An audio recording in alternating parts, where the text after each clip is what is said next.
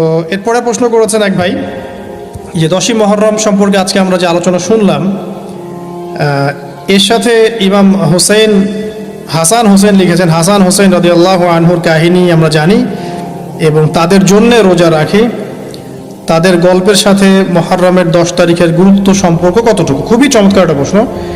আপনার যে প্রশ্ন যে হুসাইন রাদিয়াল্লাহু আনহুর শাহাদাতের সাথে এটার কি সম্পর্ক, এটা আমি একটু আপনাকে ব্যাখ্যা করছি। 10ই মুহররমে আল্লাহ রাব্বুল আলামিন ফিরআউনের কবল থেকে মূসা আলাইহিস সালাম এবং বনু ইসরাইলকে মুক্তি দিয়েছেন। এটা ছিল মুহররম মাসের 10 তারিখ। এই নিয়তে আমরা সওম রাখি, এই নিয়তে আমরা রোজা রাখব। আর কাকতালীয়ভাবে এই দিনেই 10ই মুহররমে ইমাম হুসাইন রাদিয়াল্লাহু আনহুর শাহাদাত ঘটে গেছে। এটা প্রায় 60 কি 62 হিজরি দিকে ঘটনা। কথা কি বুঝতে পারছেন? আমি বুঝতে পারছি না। অনেক পরে, মানে কাকতালীয়ভাবে এই দিনেই হুসাইন রাদিয়াল্লাহু আনহুর শাহাদাতটা ঘটে গেছে। এই কারণে আমাদের মধ্যে একটা প্রচলন হয়ে গেছে যে হয়তোবা এই উদ্দেশ্যে এখানে রোজা রাখতে হয়। আসলে ব্যাপারটা এমন নয়। একটু ব্যাখ্যা করলে বুঝবেন। আমি ব্যাখ্যাটা করতে চাচ্ছি, না হলে আপনাদের ক্লিয়ার হবে না, আর এই বক্তব্যটা হয়তো অনলাইনে যাবে। তো আমি এই জায়গা থেকে আপনাদেরকে একটু ব্যাখ্যা করে শোনাচ্ছি, একটু খেয়াল করেন আমার দিকে। রাসূল সাল্লাল্লাহু আলাইহি ওয়াসাল্লামের ইন্তেকালের পর খলিফা হন আবু বকর সিদ্দিক রাদিয়াল্লাহু আনহু, তারপরে ওমর রাদিয়াল্লাহু আনহু, তারপরে উসমান রাদিয়াল্লাহু আনহু। এই উসমান রাদিয়াল্লাহু আনহুর এই সময় থেকে শেষের দিকে একটা সমস্যা সৃষ্টি হয়েছে। কি সমস্যা? উসমান রাদিয়াল্লাহু আনহুকে কিছু বিদ্রোহীরা হত্যা করেছিল। একটু বোঝার চেষ্টা করেন, ইতিহাস পড়তে কিন্তু অনেক সময় লাগে, আমি খুব অল্প সময় আপনাকে শেখাচ্ছি। উসমান রাদিয়াল্লাহু আনহুকে হত্যা করেছিল কিছু বিদ্রোহী, ঠিক আছে? যিনি নবী সাল্লাল্লাহু আলাইহি ওয়াসাল্লামের জামাই, 2 জন মেয়েকে বিয়ে করেছেন, যিন্নুরাইন, তাকে হত্যা করেছে কিছু বিদ্রোহী। এরপরে খেলাফতের দায়িত্বে আসেন আলী রাদিয়াল্লাহু আনহু। কে আসেন? আলী রাদিয়াল্লাহু আনহু। আলী রাদিয়াল্লাহু আনহু দায়িত্ব নেন এই মক্কা মদিনা এই জায়গাটুকুর উপরে। তার হাতে সাহাবায়ে কেরাম বায়াত করেন। কিন্তু ওই দিক বলতে বোঝাচ্ছি সিরিয়া, শামের দিকে, সেদিকের গভর্নর ছিলেন মুয়াবিয়া রাদিয়াল্লাহু আনহু। কি নাম? মুয়াবিয়া রাদিয়াল্লাহু আনহু। তিনিও কিন্তু একজন বড় মাপের সাহাবী, ঠিক আছে? তো মুয়াবিয়া রাদিয়াল্লাহু আনহু সেখানে নিজে সেখানকার খেলাফতের দাবি করেন। আলী রাদিয়াল্লাহু আনহুর হাতে বায়াত তিনি করেননি। আলী রাদিয়াল্লাহু আনহুকে বারবার একটা বিষয়ের চাপ দেওয়া হচ্ছিল যে ওসমান রাদিয়াল্লাহু আনহু শাহাদাতের আগে বিচার করতে হবে, হত্যাকারীর বিচার করতে হবে। তো এখানে একটা দ্বন্দ্ব, মানে একটা পলিটিক্যাল দ্বন্দ্ব সৃষ্টি হলো। ওইদিকে মুয়াবিয়া রাদিয়াল্লাহু আনহু তিনি খেলাফতের দাবিদার হয়ে উঠলেন, এদিকে সাহাবায়ে কেরাম সহ অনেকেই আলী রাদিয়াল্লাহু আনহুর কাছে বায়াত করলেন। তো এর ফলশ্রুতিতে দেখা যায় আলী রাদিয়াল্লাহু আনহু তার রাজধানীটাকে কুফায় নিয়ে যান, ইরাকের কুফায়। তো ইহুদিদের ইন্ধনের ফলে এক পর্যায়ে দেখা যায় যে আলী রাদিয়াল্লাহু আনহুর এক পক্ষ এবং একদিকে মুয়াবিয়া রাদিয়াল্লাহু আনহুর এক পক্ষ, তারা একটা মানে অনাকাঙ্ক্ষিত যুদ্ধের দিকে চলে যান, ঠিক আছে? এই যুদ্ধটাকে বলা হয় সিফফিনের যুদ্ধ। কিসের যুদ্ধ? সিফফিনের যুদ্ধ। এটা সংঘটিত হয়েছে 37 হিজরিতে। কত হিজরি? 37। এর আগের বছর আবার উটের যুদ্ধ হয়েছে, জাঙ্গে জামাল। তারপরের বছর এই সিফফিনের যুদ্ধ। সিফফিনের যুদ্ধে আলী রাদিয়াল্লাহু আনহু বিজয় লাভ করেই ফেলেছিলেন। এই সময় মুয়াবিয়া রাদিয়াল্লাহু আনহুর দলের মধ্যে আমর ইবনে আস রাদিয়াল্লাহু আনহু তিনি বলছেন যে কোরআন ফয়সালা করবে। কোরআন ফয়সালা করবে, এটাকে কেন্দ্র করে একটা তৃতীয় পক্ষ নির্ধারণ করা হয়, যেটাকে আমরা সালেস বলি। যে মুয়াবিয়া রাদিয়াল্লাহু আনহুর পক্ষে একজন, তার নাম আমর ইবনে আস রাদিয়াল্লাহু আনহু, এবং আলী রাদিয়াল্লাহু আনহুর পক্ষে একজন, তার নাম হচ্ছে আবু মুসা আশআরী রাদিয়াল্লাহু আনহু। তারা গিয়ে একটা তৃতীয় পক্ষ করে মীমাংসা করতে যাচ্ছেন যে আমরা কেউ যুদ্ধ চাই না, আমরা ভাই ভাই, আমরা সবাই মুসলিম উম্মার ঐক্যের খাতিরে এখানে একটা সলিউশনে আসবো। তো সলিউশনে একটা আশা হচ্ছিল যে ঠিক আছে উভয়েই পদত্যাগ করবে, নতুন খলিফা নেওয়া হবে, ঠিক আছে? তো এরকম একটা কথা চলছিল। কিন্তু মুয়াবিয়া রাদিয়াল্লাহু আনহু তিনি তার যে মানে দাবি, এটা ছাড়তে চাচ্ছেন না।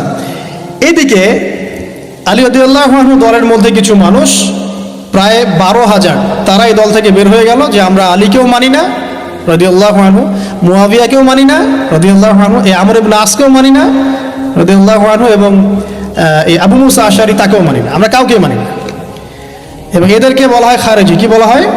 খারেজি। তারা এইখান থেকে দল থেকে বের হয়ে গেলেন। শুধু তাই না, তারা ফতোয়াও দিল যে আলী এবং মুয়াবিয়া এবং আমর ইবনে আস, আবু মুসা আশআরী সবাই কাফের। নাউজুবিল্লাহ। কারণ কি? কারণ হচ্ছে তারা আল্লাহর কিতাব, আল্লাহর বিধান দ্বারা বিচার ফয়সালা করছে না, মানুষের মত তারা গ্রহণ করছে। মানে ওদের উদ্ভট যুক্তি আর কি, তারা আল্লাহর কিতাব দিয়ে ফয়সালা করছে না, বরং মানুষের রায় গ্রহণ করছে। এটা একটা খোরা যুক্তি ছিল। তো আলী রাদিয়াল্লাহু আনহু এদেরকে দমন করলেন।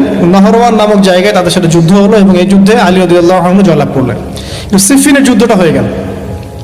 এখন দেখেন দুইটা পক্ষ পাচ্ছেন আপনি এখানে, আলী রাদিয়াল্লাহু আনহু একটা পক্ষ, একটা কার? মুয়াবিয়া রাদিয়াল্লাহু আনহুর পক্ষ। এখন এই যে খারেজিরা বের হয়ে গেল, এখন তো দেখা যায় যে কিছু কিছু শব্দ বললে মানুষ খারেজি ট্যাগ দিয়ে দেয় না? দেখেন এই খারেজি আকিদার সাথে কিন্তু আসলে পলিটিক্যাল সমালোচনার কোনো সম্পর্ক নেই। পলিটিক্যাল দ্বন্দ্বের সাথে, পলিটিক্যাল সমালোচনার সাথে কিন্তু খারেজি বা খাওয়ারিজম মতবাদটা আসলে জড়িত না। এটা কার সাথে জড়িত? ওই যে একদিন বলেছিলাম, খারেজিরা মনে করে কবিরা গুনাহ করলে কোনো ব্যক্তি কি হয়ে যায়? কাফের হয়ে যায়। খারেজিদের আকিদা হচ্ছে কবিরা গুনাহ করলে কোনো ব্যক্তি কাফের হয়ে যায়। এই আকিদাটার নাম খারেজি আকিদা।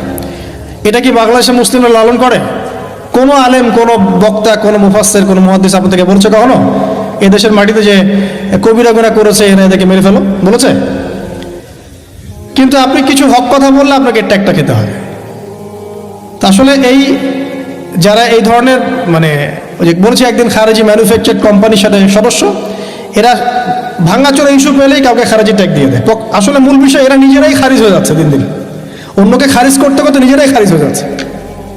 এখানে দেখেন মুয়াবিয়া রাদিয়াল্লাহু আনহু এক পক্ষে, আলী রাদিয়াল্লাহু আনহু আরেক পক্ষে। ব্যাটেল, যুদ্ধ হয়ে গেল, সিফিনের যুদ্ধ হয়ে গেল, 3 দিন যুদ্ধ হয়েছে। ওই যুদ্ধে কি মানুষ মারা যায় নাই? মারা যায় নাই? মারা গেছে। তো আলী রাদিয়াল্লাহু আনহু তো বলেননি যে ওরা খারেজি। কারা খারেজি তাহলে? যারা এই যে 12,000 সৈন্যের মধ্য থেকে বের হয়ে গেল এবং সবাইকে কাফের ফতোয়া দিল যে আলীও কাফের, মুয়াবিয়া কাফের, আমর ইবনে আসও কাফের, নাউজুবিল্লাহ, আর এই যে আবু মুসা আশআরী তারাও কাফের। একটু বোঝেন। এরপর তারা যখন বের হয়ে গেল, আলী রাদিয়াল্লাহু আনহু তাদেরকে হত্যা করলেন, তাদের সাথে যুদ্ধ করলেন। কিন্তু এদের কিছু কিছু মানুষ বেঁচে ছিল। এরা একটা প্ল্যান করলো। কি প্ল্যান করলো? যে আমরা চোরাগুপ্তা হামলা চালিয়ে এই 4 জনের সবাইকে হত্যা করে ফেলবো। কথা বুঝতে পারছেন? 4 জন একই দিনে প্ল্যান করলো। রমজান মাসের 17 তারিখ। কত তারিখ? রমজান মাসের 17 তারিখ। ওইটা সম্ভবত 40 হিজরি। কত হিজরি? সিফিনের যুদ্ধ হচ্ছে 37 হিজরিতে, এটা হচ্ছে কত হিজরি? 40, 3 বছর পর এটা প্ল্যান করলো। এখনকার ওই যে পশ্চিমা গোলকধাঁধায় পড়া কিছু মানুষ যারা কিছু জঙ্গি সংগঠনের নাম লেখা প্ল্যান করে যে হঠাৎ সুইসাইড বোম মারবো, আছে না? এরকম একটা প্ল্যান করলো যে আমরা প্ল্যান করলাম এই 4 জনকে আমরা একদিনে উড়িয়ে দেবো, মারি দেবো। এবং সেই প্ল্যান মোতাবেক তারা কাজ করলো। কাজ করে ঘাপটি মেরে বসে থাকলো। আলী রাদিয়াল্লাহু আনহু ফজরের নামাজে যাচ্ছেন, আব্দুর রহমান বিন মুলজিম নামে এক ব্যক্তি আলী রাদিয়াল্লাহু আনহুকে পুরো তরোয়াল দিয়ে আঘাত করে হত্যা করে ফেলল। ইন্না লিল্লাহি ওয়া ইন্না ইলাইহি রাজিউন। কাকে হত্যা করলো? নবী সাল্লাল্লাহু আলাইহি ওয়াসাল্লামের মেয়ের জামাইকে। চিন্তা করতে পারেন? যিনি প্রতিটা যুদ্ধে নবী সাল্লাল্লাহু আলাইহি ওয়াসাল্লামের সাথে ছিলেন, তাকে বলল যে সে কাফের হয়ে গেছে। আর যে হত্যা করেছে আব্দুর রহমান বিন মুলজিম, সে হত্যা করার পরে আল্লাহ শুকরিয়া আদায় করেছে, নাউজুবিল্লাহ। সে বলেছিল যে আমি আল্লাহ শুকরিয়া আদায় করছি যে আল্লাহ আমার হাতে একজন পথভ্রষ্ট মানুষকে মারলেন, নাউজুবিল্লাহ। চিন্তা করতে পারেন? ওইদিকে মুয়াবিয়া রাদিয়াল্লাহু আনহুকে মারার প্ল্যান করা হয়েছে সিরিয়ায়। উনাকে আঘাত করা হয়েছে, কিন্তু আঘাতটা তার মানে শরীরের সেই জায়গায় লাগে নাই যেখানে লাগলে তিনি মারা যেতে পারতেন। তিনি আহত হয়েছেন, পরবর্তীতে চিকিৎসা করে সুস্থ হয়ে গেছেন। আর এদিকে আমর ইবনে আস এবং আব্দুর রহমান আবু মুসা আশআরী তাদের উপরে হামলা হয়েছে। আমর ইবনে আসের জায়গায় আরেকজন সাহাবী গিয়েছেন নামাজ পড়তে, তিনি ডেড। মানে তাদের উদ্দেশ্য সফল হয়েছে এই জায়গায় যে আলী রাদিয়াল্লাহু আনহুকে হত্যা করা হয়েছে।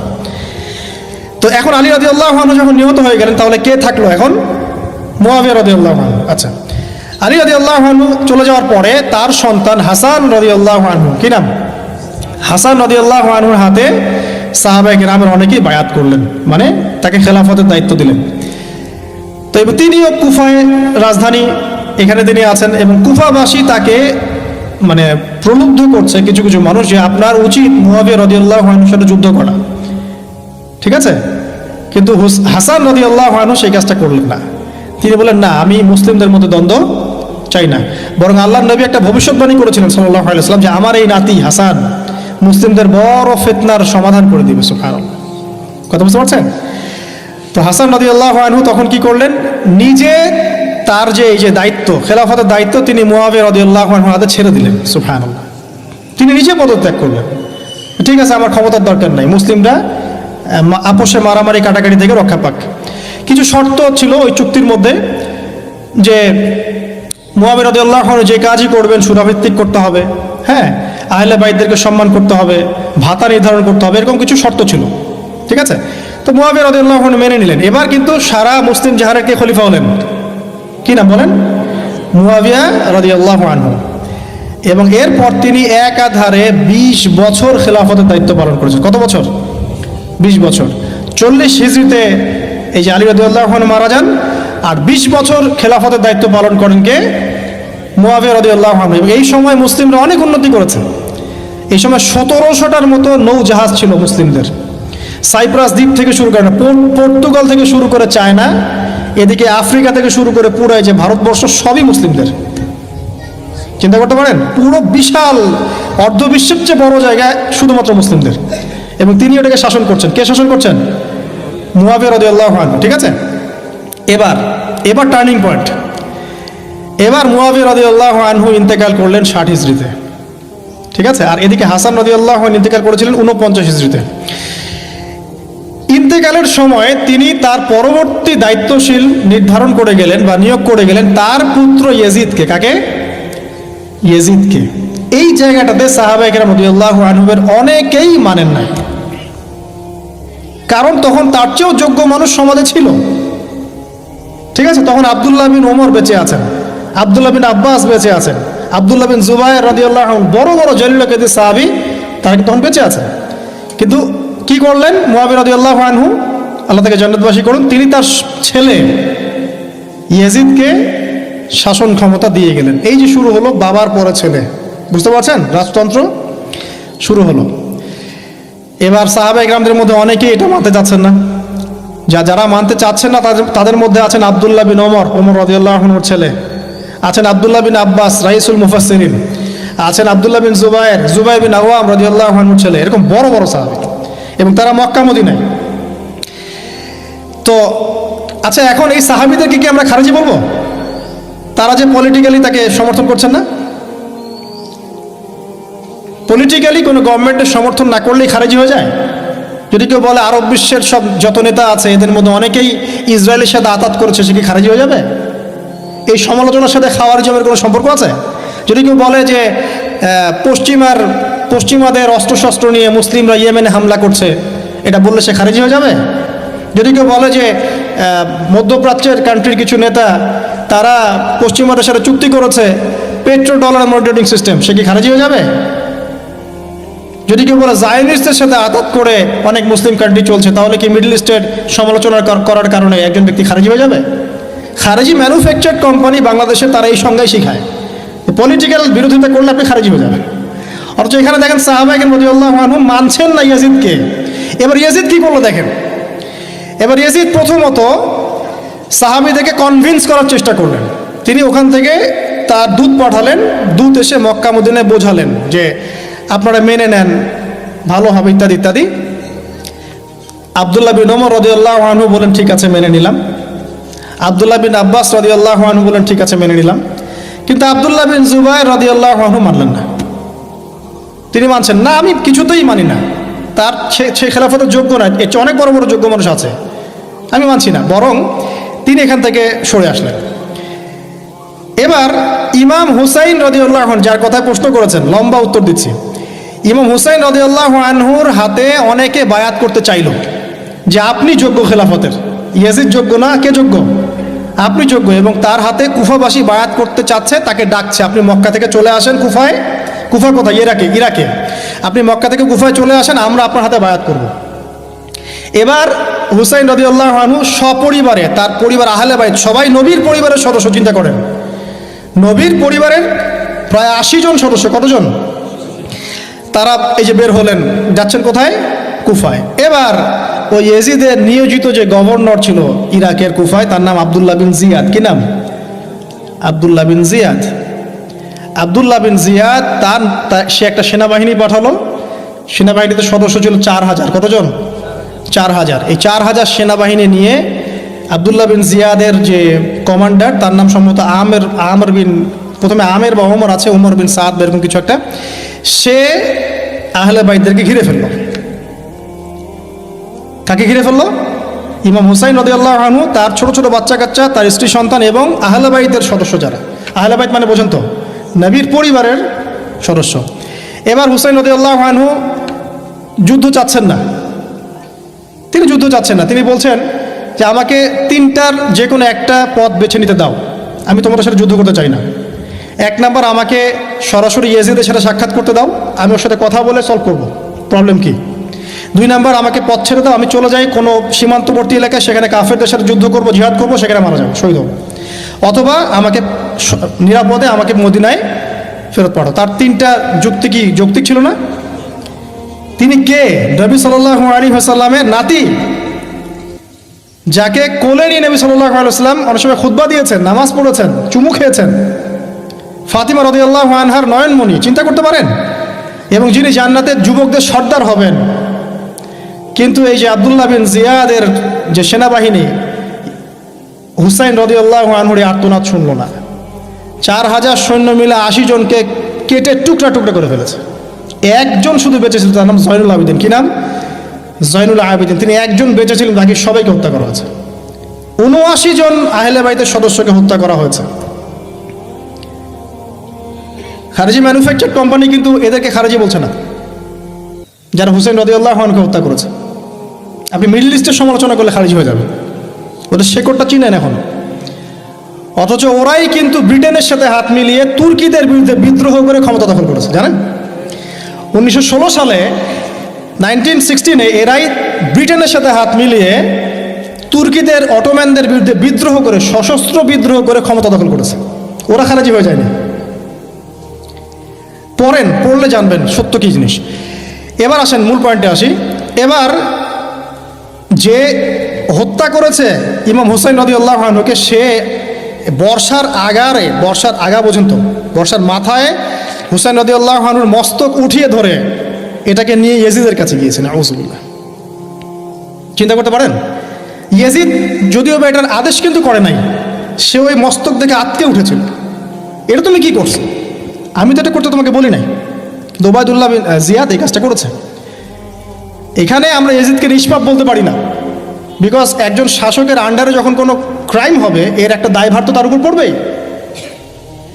যদি এটা মেনে নেই যে সেখানে টেকনোলজি ছিল না, অনেক দূরের পথ, খবর পাওয়া যায় নাই, সেটা অন্য ইস্যু হতে পারে। কিন্তু পরের ঘটনাগুলো আমাদেরকে অন্যদিকে নিয়ে যাবে। মনে রাখেন, এই ঘটনাটা হৃদয় বিদারক। এটা হচ্ছে এই 10ই মুহররমের একটা হৃদয় বিদারক ঘটনা। এটা ঘটেছে কত সালে? 62 হিজরিতে। কত হিজরিতে? 62 হিজরিতে। 62 বা 61 আর কি। তো দেখেন, নবী সাল্লাল্লাহু আলাইহি ওয়াসাল্লামের ইন্তেকালের 50 বছর পরে এই কারবালার ঘটনা, এই ঘটনাটা কাকতালীয়ভাবে 10ই মুহররমে ঘটে গেছে। তা আমরা মনে করি যে এটার স্মরণে আমরা আজকের সওম রাখি। আসলে এটার স্মরণে নয়, ওই নাজাতে মুসার স্মরণে রাখতে হবে। ঠিক আছে? তো কারবালা ঘটনা বুঝলেন। এই 61 হিজরিতে এই কারবালার ঘটনা ঘটে, যেটা স্মরণে অনেকে রোজা রেখে থাকে সমাজে। আসলে এটা স্মরণে নয়, নাজাতে মুসার স্মরণে রাখতে হবে ইনশাআল্লাহ তাআলা। আল্লাহ পাক তৌফিক দান করুন, আমিন। এরপর মদিনাবাসী আর মক্কাবাসী এই যে ইয়াজিদের বিরুদ্ধে খেপে গেল। তার কিছুতে তার আনুগত্য মানবে না, কিন্তু ইয়াজিদ চাপ প্রয়োগ করতে লাগলো। এক পর্যায়ে সেই যে মুসলিম বিন উকবাকে পাঠালো 10,000 সৈন্য দিয়ে মদিনায়। 3 দিন সে মদিনা অবরোধ করে রাখলো। সবাইকে বলল যে ইয়াজিদের আনুগত্য করতে হবে, অন্যথায় তোমাদের উপর হামলা করা হবে। নবীর শহরে মুসলিম বিন উকবার নেতৃত্বে, পিছনে ইয়াজিদ ছিল, ইয়াজিদের শাসনামলে মুসলিম বিন উকবার নেতৃত্বে 63 হিজরিতে 3 দিন মদিনায় ম্যাসাকার চালানো হয়েছে। মদিনার মানুষকে হত্যা করা হয়েছে। মদিনার মানুষ সাহসিকতার সাথে যুদ্ধ করেছে, ডিফেন্ড করেছে, তাদেরকে হত্যা করা হয়েছে। মদিনায় লুটপাট করা হয়েছে, ধ্বংসযজ্ঞ চালানো হয়েছে। হাজার হাজার মানুষ মারা গেছে। এখন আমাকে বলেন, এই যে মদিনার যে মানুষগুলো এই মুসলিম বিন উকবার সেনাবাহিনীর বিরুদ্ধে দাঁড়িয়েছিল, এরা কি খারেজি ছিল? ওরা যে শাসকের বিরুদ্ধে যুদ্ধ করলো, উত্তর দেন। এই খারেজি ম্যানুফ্যাকচার্ড কোম্পানিকে বলেন, উত্তর দিতে বলেন। মুসলিম বিন উকবার নেতৃত্বে যে বাহিনী মদিনা আক্রমণ করলো আর মদিনাবাসী যে বীরত্বের সাথে ডিফেন্ড করলো, এখন কি মদিনার সব মানুষ খারেজি হয়ে গিয়েছিল? পলিটিক্যাল দ্বন্দ্বের সাথে খাওয়ারিজমের কোনো সম্পর্ক আছে? মানুষকে কি বুঝায়? শুধু তাই না, এই সময়ে মক্কায় আব্দুল্লাহ বিন জিয়াদ রাদিয়াল্লাহু আনহু তিনিও তার বলয় গড়ে তুলেছেন, তার হাতে মানুষ বায়াত শুরু করেছে। আর ইয়াজিদকে মানুষ মানছে না, বলছে আব্দুল্লাহ বিন জুবাইর তার হাতে আমরা খেলাফতের বায়াত করব। বহু মানুষ আব্দুল্লাহ বিন জুবাইর রাদিয়াল্লাহু আনহুর হাতে বায়াত করা শুরু করলেন। এবং ইয়াজিদ এবার মদিনায় ধ্বংসযজ্ঞ চালানোর পর ঠিক ওই বছরেই, সেম বছরেই আরেকজন ব্যক্তি আছেন হুসাইন বিন নুমায়ের, তাকে কিছু সেনাবাহিনী দিয়ে পাঠালেন মক্কা আক্রমণ করতে। হুসাইন বিন নুমায়ের সেনাবাহিনী নিয়ে মক্কা আক্রমণ করলো। মক্কার কাবা ঘরের গিলাফে হামলা করা হয়েছে, মিনজানিক ছোড়া হয়েছে। তো মদিনায় হামলা চালানোর পর একই বছর ওই 63 হিজরিতেই, আর মদিনায় হামলার যে যুদ্ধটার নাম একটা আছে, এটা বলে দিই যে মদিনায় যে ইয়াজিদের নেতৃত্বে মুসলিম বিন উকবা হামলা চালিয়েছিল, যখন মদিনাবাসী এটাকে ডিফেন্ড করেছে এবং মদিনা মানুষ মারা গেছে, অনেক শহীদ হয়েছেন, এই যুদ্ধর নাম হচ্ছে হাররার যুদ্ধ। কিসের যুদ্ধ? হাররার যুদ্ধ। এর ওই বছরেই ইয়াজিদের নেতৃত্বে আবারও মক্কায় আক্রমণ করা হয়েছে, যেখানে আব্দুল্লাহ বিন জুবাইর রাদিয়াল্লাহু আনহু তিনি খেলাফতের দায়িত্ব বায়াত গ্রহণ করছেন। সেখানেও মিনজানিক চালানো হয়েছে, হামলা চালানো হয়েছে। মক্কার কাবা ঘরের দেয়ালে পর্যন্ত মিনজানিকের গোলা লেগেছিল, মানুষ জানেই না কাবা ঘরে হামলা হয়েছে। তো আমরা পলিটিক্যালি এই ঘটনাগুলো সমালোচনা করতে পারি। হুসাইন রাদিয়াল্লাহু আনহুর হত্যাকাণ্ড কোনো সাধারণ ঘটনা ছিল না, হাররার যুদ্ধ কোনো সাধারণ ঘটনা ছিল না, আব্দুল্লাহ বিন জুবাইর রাদিয়াল্লাহু আনহুকে মক্কায় আক্রমণ করা কোনো সাধারণ ঘটনা ছিল না। এরপরে আব্দুল মালিক বিন মারওয়ান যখন ক্ষমতায় আসেন, তার প্রায় 10 বছরের পরে, তখন হাজ্জাজ বিন ইউসুফের নেতৃত্বে আবারও এই মক্কায় হামলা হয়েছে। এর নাম শুনেছেন? হাজ্জাজ বিন ইউসুফ। এবার এই হামলাতে আব্দুল্লাহ বিন জুবাইর রাদিয়াল্লাহু আনহু এবং তার অনুসারীদেরকে সবাইকে শহীদ করা হয়েছে। হাজ্জাজ বিন ইউসুফের প্রতিরোধ করার সময় আব্দুল্লাহ বিন জুবাইর এবং তার সাহাবাই, তার সঙ্গী সাথী, তারা কি খারেজি ছিলেন? আব্দুল্লাহ বিন জুবাইর রাদিয়াল্লাহু আনহুকে হত্যা করে রৌদ্রের মধ্যে তার লাশটা ঝুলিয়ে রাখা হয়েছে। আব্দুল্লাহ বিন জুবাইর কি আপনাকে বলি? আব্দুল্লাহ বিন জুবাইর রাদিয়াল্লাহু আনহু জুবাইর বিন আওয়াম রাদিয়াল্লাহু আনহুর ছেলে। জুবাইর বিন আওয়াম কি আপনাকে বলি? জুবাইর বিন আওয়াম হচ্ছেন জান্নাতের 10 জন সার্টিফিকেট প্রাপ্ত সাহাবীর একজন। আব্দুল্লাহ বিন জুবাইর আসমা বিনতে আবু বকর রাদিয়াল্লাহু আনহুর সন্তান। আসমা বিনতে আবু বকর কি আপনাকে জানাই? আসমা বিনতে আবু বকর হচ্ছেন আবু বকর সিদ্দিক রাদিয়াল্লাহু আনহুর মেয়ে। জুবাইর বিন আওয়াম এবং আসমা বিন আবু বকর রাদিয়াল্লাহু আনহু, তাদের সন্তান হচ্ছেন আব্দুল্লাহ বিন জুবাইর রাদিয়াল্লাহু আনহু, যাকে এভাবে হাজ্জাজ বিন ইউসুফের সময় হত্যা করা হয়েছে মক্কায়। এই যে ঘটনাগুলো আপনারা শুনুন। এরপরে যদিও বা পরিস্থিতি ঠান্ডা হয়ে যায় আস্তে আস্তে, এবং আব্দুল মালিক বিন মারওয়ানের সময় তিনিও প্রায় 20 বা 22 বছর ক্ষমতা কাটান। এবং ওই সময় মুসলিমরা এই যে সিন্ধু প্রদেশ জয়, ওইদিকে তারেক বিন জিয়াদের স্পেন জয়, এদিকে আপনার এই যে আমাদের ভারতবর্ষ জয়, এগুলো ওই সময় ঘটেছে। ঠিক আছে, ওইদিকে আমরা যাচ্ছি না। মূল যে জায়গাটা আপনাদেরকে আজকে বলতে চাচ্ছি সেটা হলো এই যে প্রথমত কারবালার বিয়োগান্তক ঘটনার সাথে এই 10ই মুহররমের সওমের কোনো সম্পর্ক নাই। এটা না যাতে মুসার সাথে সম্পৃক্ত, তবে এই হিস্ট্রিটা আপনার জানা থাকা উচিত, কিভাবে আবু বকর সিদ্দিক রাদিয়াল্লাহু আনহু থেকে এই আব্দুল্লাহ বিন জুবাইর রাদিয়াল্লাহু আনহুর শাহাদাত পর্যন্ত ঘটনাগুলো ঘটলো। আল্লাহ পাক আমাদের সবাইকে এই ঘটনাগুলো থেকে শিক্ষা নেওয়ার তৌফিক দান করুন। মূল বিষয়টা হচ্ছে এখানে পলিটিক্যাল বিরোধিতা একটা জিনিস, খারেজি আকীদা টোটালি ডিফারেন্ট জিনিস। আর অনেক পলিটিক্যাল দ্বন্দ্ব পেরিয়ে মুসলিম ইতিহাস, ইসলামের ইতিহাস আজকে এই পর্যন্ত পৌঁছেছে। এই দ্বন্দ্বগুলোর কারণে আমরা কখনো এক পক্ষ আরেক পক্ষকে কাফের, ফাসেক, জালেম, মুরতাদ বা খারেজি এইসব ট্যাগ লাগাতে পারি না। এগুলো দুঃখজনক। আল্লাহ পাক এভাবেই আমাদেরকে পরীক্ষা করেছেন, এই ঘটনাগুলো ঘটে গেছে। আল্লাহ পাক আমাদের সবাইকে ইতিহাস থেকে শিক্ষা নেওয়ার তৌফিক দান করুন, মুসলিমদের মধ্যে আপোষে ভাই ভাই সম্পর্ক রাখার তৌফিক দান করুন। আমিন।